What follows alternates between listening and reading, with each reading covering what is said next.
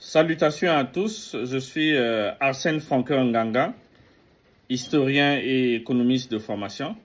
Et comme je l'avais annoncé sur ma page Facebook, j'ai aujourd'hui l'honneur et le plaisir de pouvoir faire un bref exposé sur le personnage de Anthony Johnson, qui est le premier noir riche du territoire qui est devenu les États-Unis d'Amérique. Avant 1773, c'était les 13 colonies britanniques de l'Amérique du Nord. Et parler des Noirs en général sur l'actuel territoire des États-Unis d'Amérique, on a toujours pensé que c'est parler des Noirs qui sont arrivés ici avec la traite négrière transatlantique au XVe siècle. C'est le cas du personnage dont je vais faire le récit. Mais avant que les Européens arrivent sur le continent américain, donc avant 1492, l'année où Christophe Colomb est arrivé dans la Caraïbe et a redécouvert l'Amérique avec l'aide des marins noirs, et ceci est attesté par plusieurs historiens, dont des récits aussi que j'ai relatés dans mon livre que j'ai publié sur l'histoire des marins noirs sur l'Atlantique. Donc, les Noirs ne sont pas arrivés ici pour une première fois avec la traite transatlantique, mais avant l'arrivée des Européens, les Africains ont été ici en Amérique. Certains historiens disent d'ailleurs que les Noirs ont été les premiers habitants du continent américain. Patenjane parlera de Tarana, qui est d'ailleurs le titre d'un livre de Patenjane sur l'histoire du peuplement des Africains en Amérique précoloniale, donc avant l'arrivée des Européens. Et l'empereur du Mali, Aboubakari II, a eu à envoyer aussi des navires au large de l'Atlantique. On dit que ces navires sont arrivés sur le continent américain, et on dit c'est lui qui a découvert l'Amérique. Et il y a des historiens américains tels que Claude Winter. Claude Winter a écrit sur les paléo-américains. Paléo, ça veut dire ancien, le paléolithique. Donc, les paléo-américains sont les premiers habitants du continent américain. Et selon Claude Winter, ce sont des Noirs. Et il a d'ailleurs écrit aussi un livre sur les premiers Noirs qui sont arrivés aussi en Amérique, donc les aborigènes. Les aborigènes, donc des premières populations du continent américain. Il y a une très grande littérature sur ces Noirs-là. Et même quand vous allez en Louisiane, il y a une population qu'on appelle les Washitao. Les Washitao de Louisiane ressemblent à des Éthiopiens. Or, les Éthiopiens n'ont pas participé à la traite transatlantique. Ça veut dire que ces Noirs-là ne sont pas arrivés avec la traite transatlantique. Et on parle aussi de la civilisation des Olmecs. Quand vous observez les narines, le visage, le faciès est africain. Même le débat du peuplement africain en Amérique avant l'arrivée des Européens n'est pas l'objet de mon exposé. L'objet de mon exposé, c'est le personnage de Anthony Johnson. Donc, mais ses propos ne sont juste qu'une parenthèse. Donc, Anthony Johnson est le premier noir riche de l'histoire du territoire qui est devenu les États-Unis d'Amérique. Mais qui est cet Anthony Johnson? Anthony Johnson était un noir, était un esclave africain de la colonie de Virginie. La colonie de Virginie, c'est, je pourrais dire, la première colonie des Anglais en Amérique du Nord. Après que Christophe Colomb soit arrivé dans la Caraïbe, les autres puissances européennes aussi s'étaient mis en route pour rechercher un passage pour aller vers l'Asie. Parce que à l'époque, il y avait un grand commerce entre l'Europe et l'Asie. Mais les musulmans avaient bloqué ce passage qui se trouvait au niveau de la Turquie, et il fallait trouver un autre passage. Et les Espagnols ont été les premiers à chercher ce passage-là. Et en cherchant ce passage, Christophe Colomb, qui travaillait pour la couronne ibérique, donc espagnole, avait découvert la Caraïbe. Mais les Français sont allés de l'autre côté vers le Canada pour chercher avec Jacques Cartier. Et il y a eu aussi Martin Frobisher, qui était le premier Anglais à aller chercher ce passage-là. Il est allé chercher aussi ce passage au nord du Canada, et il a découvert la terre de Baffin. Mais ensuite, Walter Raleigh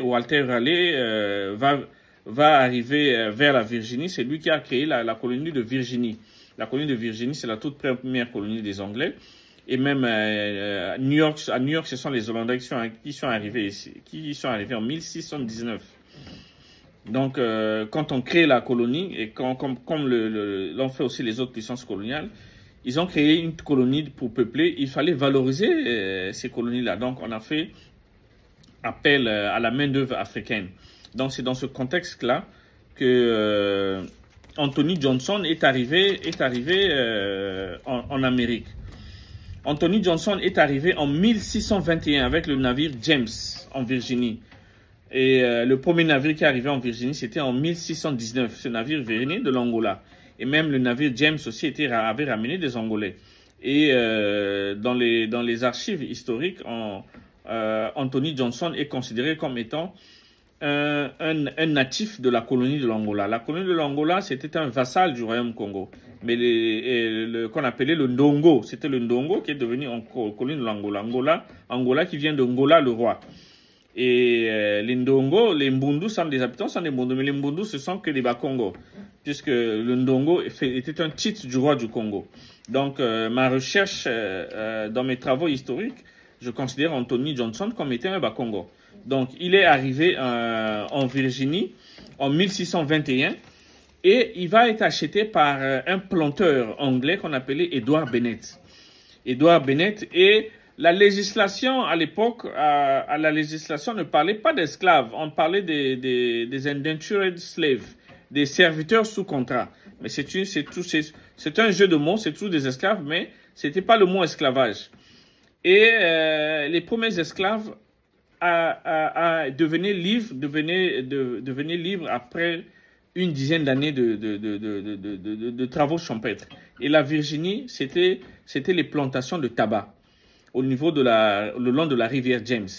Et quand vous allez dans le sud, c'était les plantations de riz. En Caroline du Sud, en Georgie, c'était les plantations de riz. Mais le Maryland et la Virginie, c'était les plantations de tabac. Donc, Anthony Johnson était acheté à son arrivée, va être acheté par Edward Bennett. Et après avoir été acheté par Edward Bennett, en 1635, Anthony Johnson va être un esclave libre et la colonie de Virginie va lui donner 250 hectares. Et Anthony Johnson va devenir aussi un planteur. Il est le premier noir libre dans les 13 colonies britanniques. Les 13 colonies britanniques, je ne vais pas les citer, mais vous avez le Maryland, vous avez la Virginie, vous allez monter jusqu'au nord en passant par le Delaware, vous allez passer par la Pennsylvanie, le New Jersey, le Rhode Island. Faisait partie des 13 colonies. C'était les territoires britanniques. Et Anthony Johnson est le premier noir libre dans les 13 colonies. C'est le premier qui a eu la liberté. Bon, il y a des esclaves qui se trouvaient en Caroline du Sud, qui s'échappaient en Floride, qui était un territoire espagnol. Mais ces esclaves-là, on leur accordait la liberté par les Espagnols parce qu'on leur obligeait à devenir catholiques et ils avaient la liberté. Mais ça, c'est le territoire espagnol. Mais dans les 13 colonies britanniques, le premier noir à avoir la liberté, c'était Anthony Johnson. Et même dans ces 13 colonies-là, les premiers navires d'esclaves arrivés en 1619 sont partis du Royaume Congo. Donc, les Bakongo, ce sont les premiers Africains qui sont arrivés dans les 13 colonies britanniques. Je ne parle pas des colonies espagnoles, mais dans les 13 colonies britanniques qui vont devenir les États-Unis, les premiers Africains sont arrivés en 1619 en Virginie. Et même dans la colonie de New York, les premiers Africains qui sont arrivés en 1626. Ils venaient du Royaume Congo. Et quand vous lisez Cynthia Van Zandt, une historienne qui enseigne à l'université du New Hampshire, dans son livre intitulé Brother Among Nations, elle dit bien qu'au XVIIe siècle, on parlait le Kikongo à New York. Donc, notre Anthony Johnson était un esclave qui était arrivé en Virginie en 1621. Après, en 1619, je venais de dire qu'il y avait aussi un navire qui était arrivé. Ce navire-là venait aussi de la zone du Royaume Congo. Donc, Anthony Johnson va être acheté par Edward Bennett. Il devint libre en 1635 et il va avoir 250 hectares. Mais ces 250 hectares-là se trouvaient dans le comté de Northampton, en Virginie. Et en 1665, il déménage, il s'installe dans le Maryland, donc la colonie voisine. Le Maryland est une colonie voisine de la Virginie. Et en Virginie, il va acquérir 300 hectares et il va devenir un grand planteur de tabac. Et dans l'histoire des Noirs, il est le premier propriétaire foncier, il est le premier planteur, il est le premier commerçant. Et il va être considéré comme étant le premier Noir riche de l'histoire des 13 colonies britanniques qui deviendront les États-Unis en 1776. Puisqu'il y a eu ce sont des colonies britanniques, mais les colons vont s'affronter avec les Blancs qui étaient citoyens qui vivaient sur place.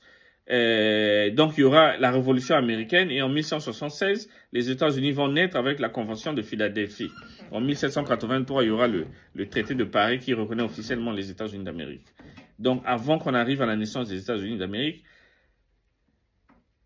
Anthony Johnson était un Noir riche, planteur de tabac. Les planteurs de tabac étaient des bourgeois. Il était riche au même titre que certains planteurs comme John Rolfe, Walter Winson ou Robert Carter. Mais il y a très peu de choses qui restent d'Anthony Johnson. Mais il y a un livre écrit par un historien américain au nom de Foner Philip, publié en 1980. Le livre s'intitule History of Black Americans from Africa to the Emergence of the Cotton Kingdom, publié à Oxford University Press en 1980. Nous avons aussi le livre de Walter Juliet, publié en 2009 à University of North Carolina Press. Le titre, c'est History of Black Business in America. C'est dans ces deux livres qu'on peut retrouver des traces sur Anthony Johnson. Et j'en appelle aux autorités de l'Angola et des deux Congos pour pouvoir ériger une statue et baptiser même des écoles au nom d'Anthony Johnson, notre compatriote qui est le premier Noir riche de l'histoire des 13 colonies britanniques de l'Amérique du Nord qui deviendront les États-Unis d'Amérique. J'ai dit, je vous remercie et merci de plus également pour votre attention et à tous ceux qui ont porté intérêt à cet exposé sur Anthony Johnson. Merci.